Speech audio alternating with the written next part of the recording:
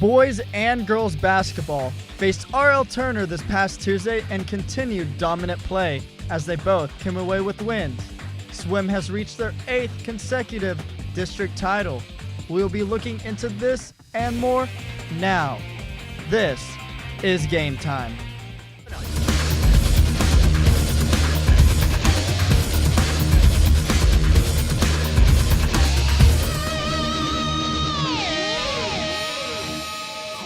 Welcome to Game Time. I'm Brandon Brandvold, and join with me today is Gabby Mahan, Morgan Monroe, and Seth Golden. The swim and dive team have been keeping a winning streak this season. Let's dive into their highlights from the district championship. Prosper Swim and Dive competed in the district meet last weekend and brought home the district championship for the 8th consecutive year. They'll be back in the pool February 2nd and 3rd at the regional meet. This marks the Eagles' 8th consecutive district championship. Year in and year out, the swim team seems to get it done. 8 years in a row is an amazing length of dominance. Absolutely. Now let's take a look at the basketball highlights Tuesday night against R.L. Turner. Tuesday night, boys basketball made the trip to Kelton to face off against the Lions of R.L. Turner in what would show to be a lopsided matchup. Tavion grabs a rebound and throws up a shot while getting fouled and would go to the line to complete the three-point play. Josh Davis gets a feed down low from Tavion and tosses up the floater and would finish the night with 6 points. Grant Shaw is once again good from 3 with a hand in his face, and the assist coming from Paxton Cleary. Tavion White grabs a dish and slams it down on his way to a team-leading 14-point performance. Kyle Jessen slams home points 6 and 7 of his 12 on the night. Jay McAvoy follows his shot, grabs the board, and goes up strong for the bucket. Prosper cakewalk to a 72-41 win and will be back in action tonight in the Eagles' Nest against district foe McKinney North. Prosper shot 57% from the field, leading to them hitting 72 points on the night. They dominated almost the whole entire game. Like you said, Seth, the game was never even close. When we come back, Kennedy Adams will be in studio with your Player of the Week.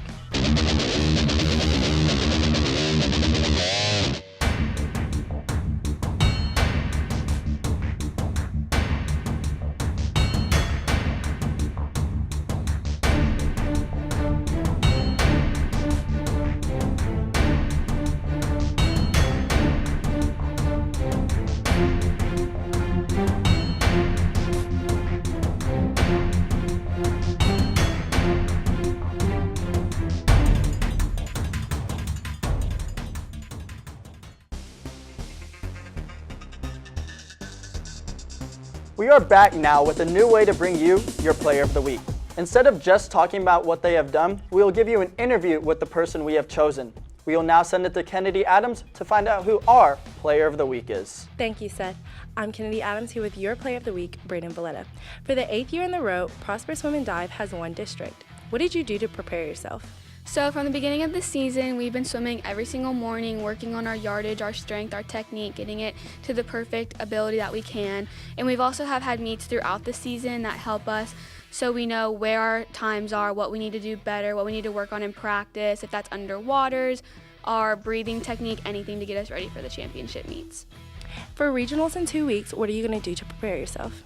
So the rest of this week, we're going to finish our strength training, and then starting next week, we are going to start tapering, which just means we're going to lay off the yardage, get some more rest, just so we're not anxious going into the meet on Saturday. Well, thank you for being on the show today, Brayden. And for Eagle Nation News, I'm Kennedy Adams. The discussion of mental and physical disabilities has become more common recently.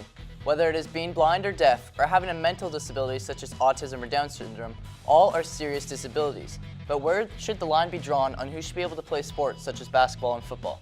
Well, Derek Coleman is a successful fullback for the Atlanta Falcons, and certain signals that the coaches give will correlate with the plays. So his hearing impairment does not limit him on the field. We are starting to see that players aren't allowing their disabilities to get in the way of their success, like USC long snapper Jake Olson.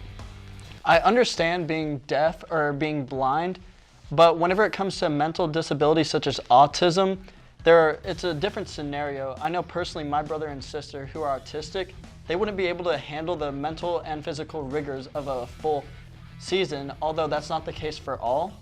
So I completely understand being deaf or blind, but it's a different scenario whenever it comes to like a mental disability or something like that. And after this commercial break, Chris Wafer and Zach Reitzel will be discussing this year's Super Bowl. Young Life is hosting a Super Bowl watch party at 5 p.m. on Sunday, February 4th. Prom will take place on Saturday, April 7th. Tickets will cost $75 per person from March 1st to 18th. Seniors, if you have been enrolled in Prosper ISD since the beginning of kindergarten, please visit Ms. Mueller. First Choice Test Prep has an upcoming SAT Test Prep course on Mondays and Wednesdays beginning February 5th. HOSA, check the Google Classroom for group picture information for January 26th.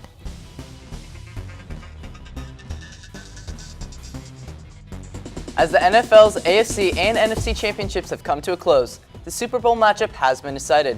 Chris Wafer and Zach Reitzel give their opinion on what everyone should expect from this year's Super Bowl. Oh, we starting. Good afternoon, Sports Nation. The playoffs are almost over with the Super Bowl 52 coming up February 4th. For the matchup, we have Patriots and the Eagles. Zach, tell them about yourself. My name is Zach Reitzel, since you didn't introduce me, which is kind of disrespectful, but the Patriots, period point blank, are getting the dub this year, Chris. Let's go ahead and walk to the board over here, and I'm going to show you why. Zach, why don't you follow me over here, please? I'm gonna do what I want, but okay. I apologize for these graphics, these images. I don't want to get fined, so I apologize. But right here we have a Chief, a Titan, Jaguar, a Bill.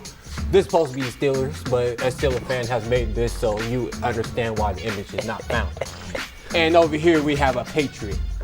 Now, look at this. Titans and Patriots. Automatic dub already, because you know, that's what we do.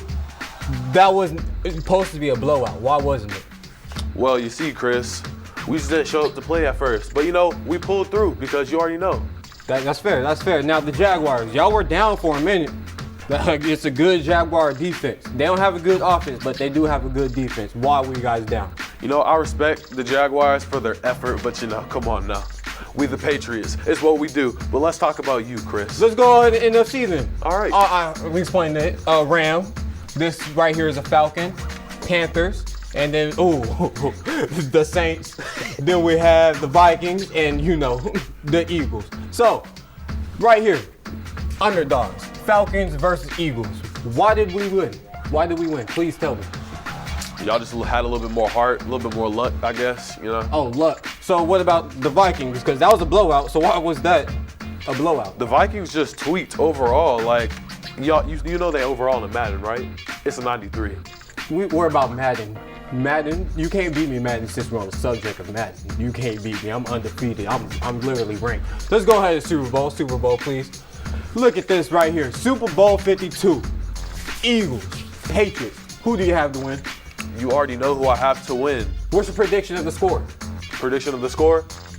Us, dub, you, none. Come on now. I need the perfect score. Like, tell me what to what. Zach, what are y'all doing in the studio? My fault, bro, my fault. Oh, my fault. Improvise.